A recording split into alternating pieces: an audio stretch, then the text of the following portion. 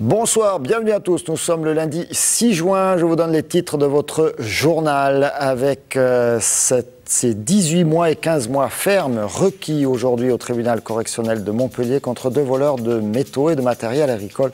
L'affaire remonte au 20 avril dernier. Les agriculteurs victimes du vol avaient pourchassé les voleurs. L'agriculteur, lui, le procureur a requis 4 mois avec sursis. Et puis Lorenzo de Médicis et Neptune au rayon X et au scanner. C'était aujourd'hui à la clinique du Parc. Du rugby, encore du rugby. Difficile de tourner la page à Montpellier quand on a frôlé le sacre de Cyprès. Regardez ces images de la place de la Comédie hier dimanche pour fêter les rugbyman. Et puis Claude Balland, le préfet de l'Hérault, est sur notre plateau. Il vient nous parler de sécurité routière, de radars, de panneaux de radars, de démontage de panneaux de radars pédagogiques. Une réunion de concertation s'est tenue ce matin. Il nous en dira plus à la fin de ce journal. On commence donc avec cette affaire de vol de métaux qui a failli très mal tourner. C'était le 20 avril dernier à Corconne. 2 hommes de 20 et 25 ans sont surpris en train de voler du matériel dans un entrepôt agricole. Ils sont pris en chasse par un viticulteur qui tire sur leur véhicule. Tout ce petit monde est arrêté un petit peu plus loin par la gendarmerie de Saint-Mathieu de Tréviers. Aujourd'hui, il comparaissait devant le tribunal correctionnel de Montpellier. Un récit de Jean Brun. Ses collègues viticulteurs sont venus en nombre soutenir celui qu'ils considèrent comme une victime. Le président de la Cour décide pourtant de joindre les deux affaires, celle concernant le vol présumé par 2 jeunes Roumains de 400 piquets métalliques à Sébastien Picasse, viticulteur, et celle concernant le même Picasse poursuivi pour avoir voulu se faire justice lui-même en tirant sur le fourgon en fuite des voleurs présumés. Malgré l'absence de preuves matérielles, les explications des 2 Roms sont tellement alambiquées qu'elles conduisent le procureur à requérir 18 et 15 mois fermes. Pour le viticulteur, désespéré comme le décrit son avocat, le procureur demande 4 mois avec sursis. Une différence dans les réquisitions qui font réagir l'avocat des présumés voleurs. Maître Martin rappelle que les difficultés des viticulteurs ne donnent pas droit à un permis de tirer. Au final, reste l'exaspération du monde agricole, trop souvent pris pour cible par les voleurs de métaux. Aujourd'hui, pour exemple, 2 affaires identiques étaient au rôle du tribunal de grande instance, en espérant que le prochain incident de ce type ne se termine pas en cour d'assises. Monsieur le préfet, je ne vais pas vous interpeller sur tous les reportages de ce journal. Pourtant, celui-là, il est important. Ces affaires se multiplient, on l'a vu. Est-ce que vous avez pris des mesures? Est-ce qu'il y a des mesures possibles contre ce type de larcin, de vol? Et on voit que ça peut conduire à des situations qui pourraient tourner au drame. D'abord, effectivement, avec la hausse du coût des métaux, les vols augmentent. Deuxièmement, j'ai demandé à la gendarmerie de patrouiller plus dans les secteurs à risque. Et troisièmement, la semaine dernière, j'ai organisé une réunion entre les responsables viticoles et la gendarmerie pour qu'il y ait des liaisons secteur par secteur et petite ville par petite ville pour que les vignerons bénéficient de correspondants identifiés à la gendarmerie à qui ils signalent tout de suite les déplacements risqués ou étranges ou bizarres. Donc c'est par une présence sur le terrain plus forte des gendarmes et une coopération entre les viticulteurs et les gendarmes qu'on va faire reculer cette délinquance. Reculer la délinquance et peut-être aussi faire en sorte que les viticulteurs gardent leur calme? Évidemment, moi quand j'ai réuni viticulteurs et gendarmes, je leur ai dit nous allons encore faire plus les gendarmes et nous, mais en échange vous comportez en citoyen qui gardez votre calme. Le 13 septembre dernier, le hall 7 de l'usine de méthanisation Améthyste, qui traite des déchets ménagers à Montpellier, était détruit par un incendie. Les exploitants, Vinci et Sogea, vont avancer les 3 millions d'euros nécessaires pour la remise en état, avec comme objectif un redémarrage de la pleine activité en avril 2012. Que va faire l'usine Améthyste d'ici là? On écoute Christian Valette, c'est l'élu de l'agglomération de Montpellier, délégué à l'environnement. Il est au micro de Marlène Mec. Pas de production d'électricité parce que l'électricité est produite par le biogaz et aujourd'hui le fait de l'incendie, si vous voulez, et le fait que dans le maillon de traitement il n'y a pas ce hall numéro 7 ne nous permet pas de produire de l'électricité. L'incendie était en septembre, nous sommes en mois de juin. On peut se demander ce qui s'est passé en fait ces 6 derniers mois. Combat d'experts. Combat d'experts, combat d'assurance, combat d'experts, c'est-à-dire qu'il y avait 3 parties, il y avait le constructeur, le gestionnaire et l'agglomération, qui avaient tous les 3 leurs experts avant qu'on arrive à un accord, ce qui vient d'être fait maintenant. Eh bien, ça a été un combat, je dirais, d'experts et un combat judiciaire. Les travaux débuteront donc le 14 juin prochain. Ils s'étaleront donc jusqu'en avril 2012. Passer une sculpture italienne du XVIe siècle au scanner ou une peinture du XVIIIe flamand au rayon X, cela peut sembler une activité curieuse, c'est pourtant très très sérieux. Il s'agit de mieux connaître la composition des œuvres, voire de les restaurer. Et ça s'est passé aujourd'hui à la clinique du parc de Castelnau-le-Lez. Un reportage de Sarela Torres et Michael Briffaut.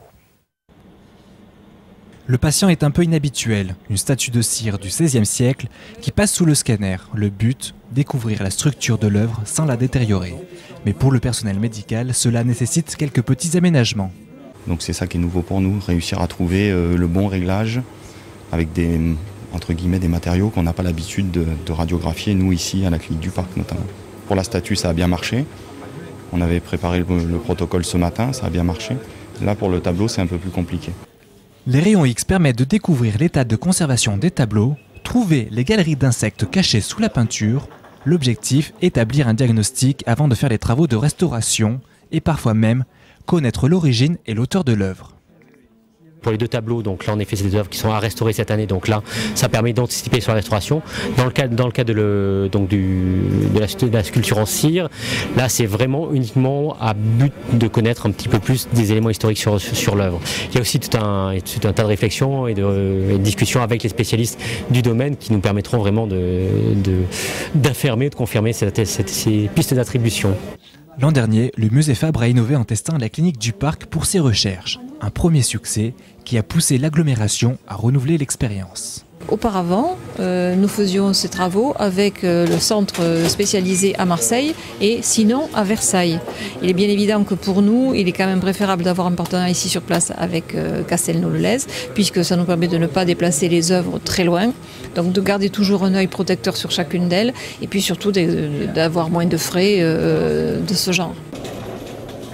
Un projet de partenariat sur le long terme est à l'étude, entre la clinique, le musée et l'agglomération. Le but, reproduire ce genre d'opération tous les ans. Le Montpellier Beach Master aura bien lieu, c'est du beach volley. Nous vous l'avions annoncé la semaine dernière. La ville a finalement accepté les documents comptables qui lui ont été remis par l'association organisatrice. Du coup, les premiers travaux de mise en place ont commencé. On le voit sur ces images de Nouria Casacuberta. On attend le sable.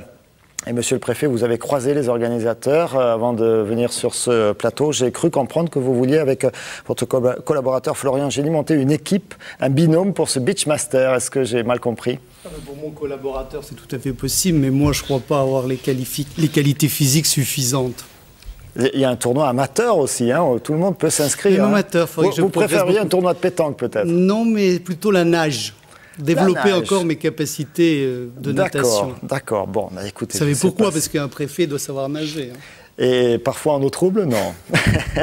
Allez, la grande affaire de ce week-end à Montpellier, c'était bien sûr le rugby avec la finale du championnat de France. On n'a pas fini d'en parler, d'y revenir avec cette équipe du MHR. Vous avez suivi le match, monsieur le préfet, tout à fait, oui. Qui a mené jusqu'à 10 minutes de la fin avant de se faire finalement dépasser sur la fin du match par le Stade Toulousain. Retour sur un week-end tout fou pour les supporters montpelliérains. Un week-end qui s'est terminé très tard pour certains. Il n'est pas encore tout à fait terminé pour d'autres. En tout cas, il y avait bien sûr la fête pour les rugbyman hier après-midi sur la place de la Comédie. Un reportage d'Olivier Brachard. Ah, on me dit que ce n'est pas le bon sujet. Olivier Brachard, avec un magnifique sujet que j'aurais été ravi de vous présenter, ainsi qu'au préfet. Non, on va la voir ou pas, non ? Ah, on est en train de le chercher. Monsieur le préfet, vous étiez au match ?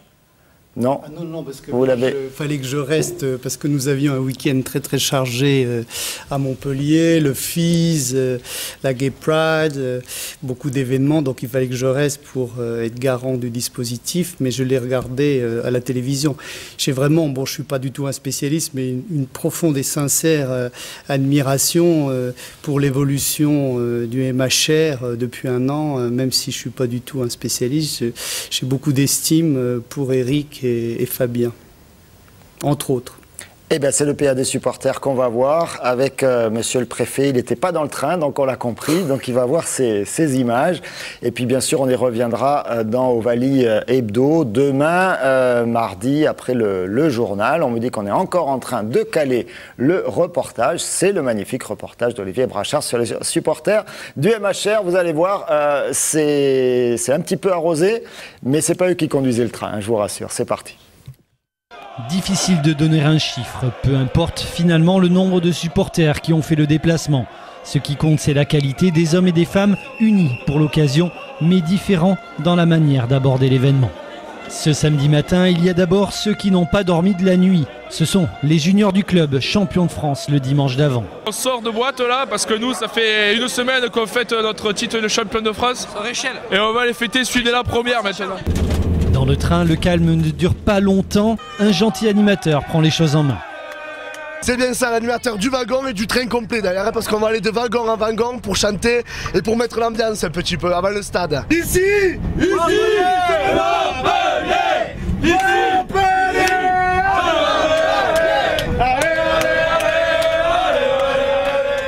Et puis il y a les expérimentés, les vieux sages comme on dit.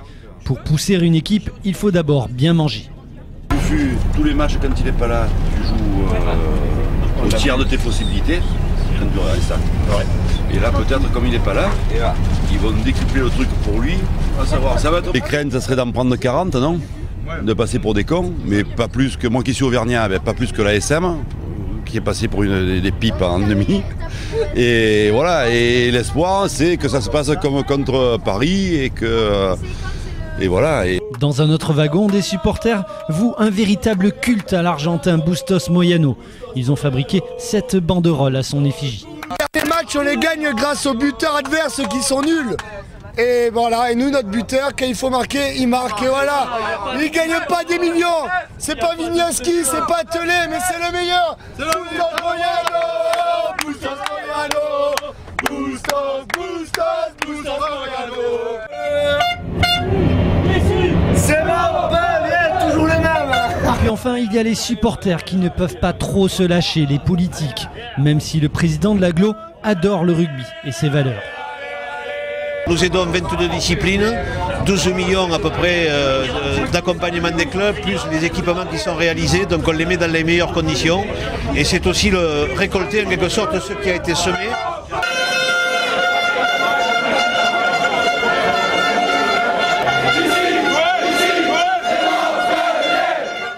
Ici, c'est Montpellier, à la gare de Lyon ou au Stade de France.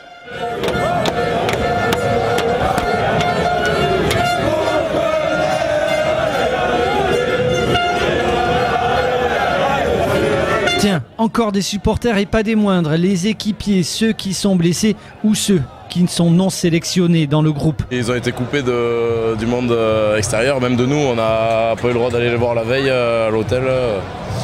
Mais j'ai parlé un peu par message, tout ça, et ils sont prêts, et même ils tournent en rond là depuis un petit moment, et ils attendent que ça commence. Regardez-moi ça. Magnifique, hein? Toulouse-Montpellier, la finale, qui l'aurait cru? C'est beau, hein? Allez, il faut gagner maintenant. Aux abords du stade, le QG montpelliérain est une brasserie connue, tenue par un gars de chez nous.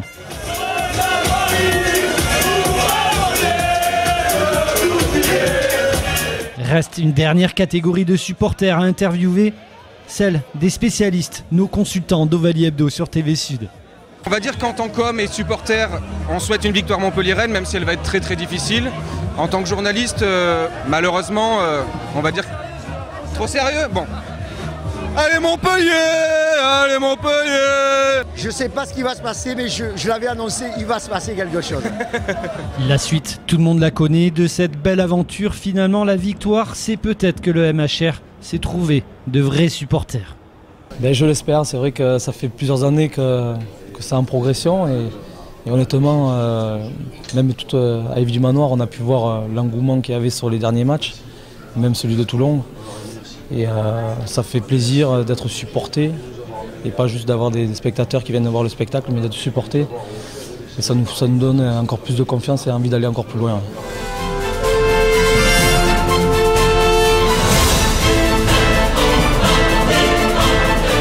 Le MHR a planté son drapeau sur la France de l'Ovalie. Reste à savoir si Montpellier deviendra, comme Béziers en son temps, une véritable terre de rugby. Et je vous le disais donc, retour sur TV Sud dans Wally Hebdo, bien sûr sur le parcours du MHR toute cette saison. Allez, ces images, avant de passer aux choses très sérieuses, ces images du FIS, la 15e édition s'est achevée dimanche. L'événement a réuni 200 000 personnes selon les organisateurs. C'est moins que l'an dernier, forcément, la faute à la pluie, même si les épreuves ont été toujours aussi spectaculaires. On espère forcément qu'il fera meilleur temps l'année prochaine. Voilà, on aura l'occasion bien sûr également d'y revenir sur notre antenne. Allez, le préfet de l'Hérault est avec nous, Claude Balland, mais tout d'abord, ce reportage, c'était ce matin dans les bureaux de la préfecture, une réunion de concertation sur les panneaux qui annoncent les radars. Démontage, pas démontage. Les explications avec Nouria Casacoberta et Nicolas Paolarsi. Ils étaient tous présents ce matin lors de la concertation organisée par le préfet.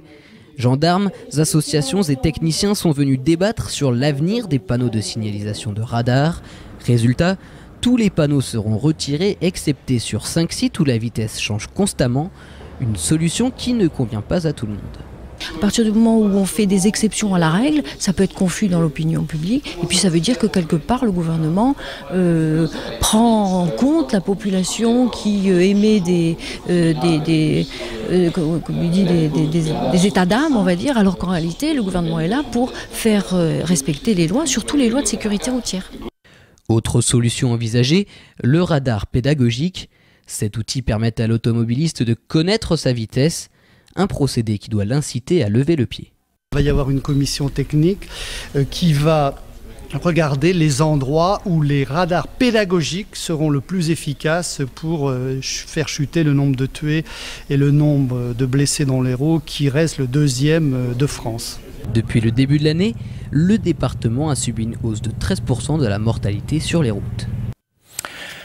Monsieur Claude Balland, monsieur le préfet, un exercice de conciliation décidément difficile. Les avis continuent de diverger. On se rappelle de la fronde de certains députés UMP contre cette décision du gouvernement. Et puis de l'autre côté, il y a les associations, notamment celle des victimes de la violence routière. Vous avez choisi une position qui n'est pas forcément médiane, mais qui quand même concilie le panneau, le pas de panneau, etc.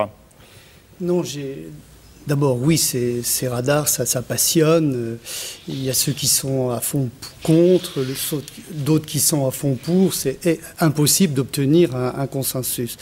Moi, ce que je dois privilégier, c'est l'efficacité avec un seul objectif, faire baisser le nombre de tués dans l'Hérault, qui est catastrophique. 104 tués dans l'Hérault. Non seulement c'est le 2e de France, après les Bouches-du-Rhône, mais en plus, il réaugmente depuis 1 an. Et même pendant les 5 premiers mois de 2011, il y a 3 tués de plus que par rapport aux 5 premiers mois de 2010. Donc c'est vraiment un défi humain. Donc moi, je dois privilégier l'efficacité. Donc, sur les 29 radars fixes, devant les 29 radars, les panneaux d'avertissement seront démontés, à 5 exceptions près, dans les endroits où la limitation de vitesse change rapidement sur un petit itinéraire. Voilà, 110, 130, bon, tout le monde disait, mais c'est pas étonnant, on se fait piéger, la vitesse change, bon. Donc, nous laissons pour le moment 5 panneaux d'avertisseurs devant 5 radars fixes. Et les radars pédagogiques, qui sont, j'allais dire, des radars sans contravention, on les met à d'autres endroits qui vont être déterminés par des techniciens en fonction des accidents, en fonction de la dangerosité, pour couvrir un maximum de sites, toujours pour inciter les gens à lever le pied et pour sauver des vies et diminuer le nombre de blessés. Donc il faut vraiment qu'on couvre un maximum de sites dangereux avec les radars dont on dispose ou dont on va disposer. Alors Claude Guéant avait dit, à l'issue de cette chamaillerie au sein de la majorité, on va enlever les panneaux de signalisation, donc vous allez en conserver quelques-uns. On va tous les enlever, sauf 5. Sauf 5. Par contre, partout où il y avait des panneaux de signalisation du radar, on mettra des radars dits pédagogiques qui indiquent la vitesse. Donc ce ne sera pas forcément non plus le cas. Mais le ministre, il veut évidemment qu'on baisse le nombre de tués et il veut, parce que certaines mesures n'étaient pas comprises, il a voulu qu'on organise la concertation. Moi, là, j'ai réuni tous les acteurs avec des élus et avec l'avis de tout le monde, qui n'était pas unanime, mais j'ai proposé de mettre les radars pédagogiques à d'autres endroits, parce qu'en plus, il y a certaines routes départementales où il n'y a pas de réseau électrique le long. Donc les radars pédagogiques, qui sont les radars qui s'allument et qui montrent la vitesse ou qui affichent danger, eux peuvent fonctionner au photovoltaïque. Est-ce que ça va être pareil partout? Parce que là, vous parlez du département de l'Hérault, mais bon, il y a beaucoup de déplacements interdépartementaux. Les gens se déplacent beaucoup aujourd'hui, forcément. Est-ce que c'est pareil dans le Gard? On garde certains panneaux, mais pas d'autres. C'est pareil dans l'Aude, dans l'Aveyron, grosso modo Isère, pareil. Là, on enlève sur 23 panneaux sur 29, on enlève les panneaux d'avertissement. Mais il y a des petites différences légitimes en fonction des spécificités locales. Sinon, ce n'était pas la peine de faire une concertation au niveau départemental. Donc l'objectif, c'est faire diminuer des morts. Je vous rappelle qu'en 2002, en France, il y avait 8000 tués sur les routes et cette année, en 2010, on en a 3994. Mais pourquoi le gouvernement a pris la série de mesures du 12 mai? Parce que le nombre de tués réaugmente. C'est catastrophique que le nombre de tués en France réaugmente. Il faut stopper cette hausse. Alors justement, vous êtes en charge donc de mettre en place, mettre en musique cette politique-là. On revient sur la politique de répression possible. On sait qu'après les radars, très souvent les automobilistes réaccélèrent. Est-ce qu'il n'y a pas un moyen de calmer ce petit monde en faisant des actions de radars mobiles, de radars non prévus, justement pour rappeler aux gens que on ne doit pas ralentir uniquement parce qu'il y a un radar? Mais bien entendu, oui. D'abord parce qu'il y a ce qu'on appelle les radars mobiles embarqués, c'est-à-dire des radars que l'on met dans des véhicules de police et de gendarmerie et qui souvent se mettent de l'autre côté. Et deuxièmement, nous allons avoir en 2011 l'installation de 3 radars tronçons, c'est-à-dire des radars qui vont mesurer la vitesse moyenne sur 10 ou 20, 30 km. Alors pour 2011, on n'en aura que 3, mais d'année en année, on en aura de plus en plus. Et là, ça empêchera cet effet contre-productif que vous venez de signaler. Monsieur le préfet, merci de nous avoir éclairé sur cette politique. Donc attention, il restera quelques panneaux pour les gens qui sont près de chez nous, celui de Saint-Onès par exemple. Celui de Saint-Onès, celui de Latte, celui de Bouzigues, celui de Pérol. Et celui du pas de l'Escalette. Pas de l'Escalette. Voilà, qui effectivement est assez compliqué à gérer parce qu'on est en descente et donc la voiture peut parfois accélérer un petit peu toute seule. Et juste une phrase, parce que j'entends souvent ça dans les restaurants ou ailleurs, les 420 millions de produits des radars en France sont totalement redistribués, soit à l'État, soit aux collectivités locales, mais uniquement pour améliorer la sécurité routière. Parce que j'entends souvent, l'État, il se met de l'argent dans les poches pour combler les déficits. Les 420 millions d'euros en France sont totalement redistribués pour améliorer la sécurité routière. C'est dit. Merci, monsieur le préfet, d'être venu sur notre plateau. Merci à vous tous d'avoir suivi ce journal. Prochain renouveau avec l'information, 12h30, le flash, 19h30. Pour le journal complet, ce sera demain soir. D'ici là, portez-vous bien. Très bonne soirée à tous sur TV Sud, bien sûr.